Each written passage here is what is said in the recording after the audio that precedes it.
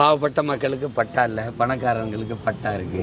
இது நாடே முதலாளிகளினுடைய நாடு தானே. இது குடிமக்களுக்கான நாடோ அது ஒன்றும் கிடையாது. இது பல முதலாளிகளுக்கான அதிகாரம் தான் தொடர்ச்சியாக கட்டமைக்கப்படுது. அதில் இதெல்லாம் நமக்கு சான்றாக தெரியுது, இப்போ வெளிப்படையாக தெரியுது.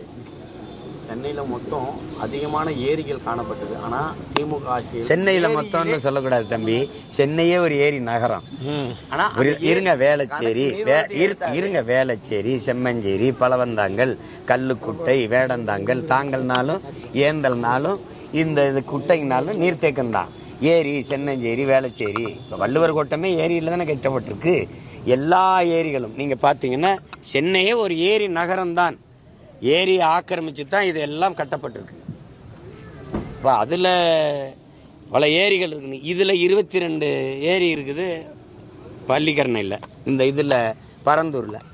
அதை தூத்துட்டு விமான நிலையம் கட்டணும்னு நினைக்கிறாங்களா? அதை யாரும் எதுக்கிறது இல்லையே. அது ஆக்கிரமிப்பு இல்லையா? கடற்கரையில் கல்லறை கட்டினது கடற்கரை ஆக்கிரமிப்பா இல்லையா? அதை மட்டும் சொல்லுங்க. கடற்கரை நீர்நிலை இல்லை, அது நீர்நிலையில் வராதா?